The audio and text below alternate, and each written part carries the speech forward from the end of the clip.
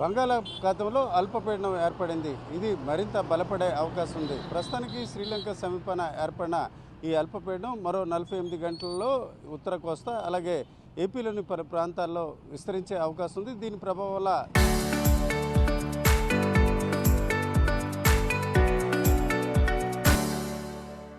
చాలా ప్రాంతాల్లో రాగల 36 గంటల తర్వాత వర్షాలు కురిసే అవకాశం ఉంది.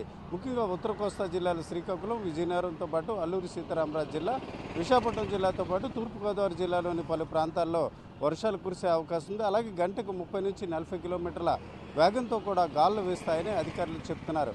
దీనికి తగ్గట్టు ఇప్పటికే చాలా ప్రాంతాల్లో తేలికపాటి వర్షాలు కురుస్తున్నాయి. ముఖ్యంగా చూసుకుంటే పార్వతీపురం మన్యం అలాగే విశాఖపట్నంతో పాటు శ్రీకాకుళంలోని చాలా ప్రాంతాల్లో పిడుగులతో కూడిన వర్షాలు కూడా కురుస్తాయని వాతావరణ శాఖ హెచ్చరిస్తుంది.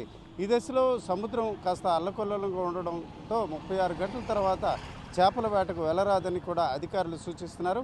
అల్పపీడన ప్రభావంతో చాలా ప్రాంతాల్లో పిడుగులు పడే అవకాశం అలాగే గాలులు వీచే అవకాశంతో ఉద్యానవన పంటలు పండించే రైతులు అప్రమత్తంగా ఉండాలి. అలాగే ముఖ్యంగా పశువులు కాపరులు ఆరు బయట తిరగరాదు. అలాగే పశువులను కూడా కొన్ని చోట్ల సురక్షిత ప్రాంతాలకు తరలించాలి. పిడుగులు పడే అవకాశం ఉంటుందని కూడా వాతావరణ శాఖ చెబుతుంది.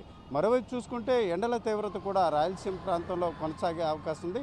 అల్లూరు సీతారామరాజు జిల్లాతో పాటు పోలవరం జిల్లాలోని కొన్ని ప్రాంతాలకు వడగాల్లో వీచే అవకాశం ఉన్నట్టు కూడా వాతావరణ శాఖ చెబుతుంది. ఆ క్రమంలో చింతూరు, కోనవరం అలాగే గూడెం కొత్త వీధి ప్రాంతంలో కూడా ఈ రకంగా ఎండల తీవ్రత అధికంగా ఉండే అవకాశం ఉంది. నిన్న చూసుకుంటే విజయవాడతో పాటు గుంటూరులోని కొన్ని ప్రాంతాల్లో 42.5 డిగ్రీల సెల్సియస్ ఉష్ణోగ్రత నమోదయ్యే పరిస్థితుంది. ఏదేమైనప్పటికీ అల్పపీడన ప్రభావంతో మాత్రం కోస్తా జిల్లాలో మరో 36 గంటల తర్వాత వర్షాలు, కొన్ని చోట్ల పిడుగులతో కూడిన వర్షాలు కురుస్తాయని వాతావరణ శాఖ చెబుతుంది. కెమెరా పర్సన్ తిరుపతితో రామచంద్ర, RTV, విశాఖపట్నం.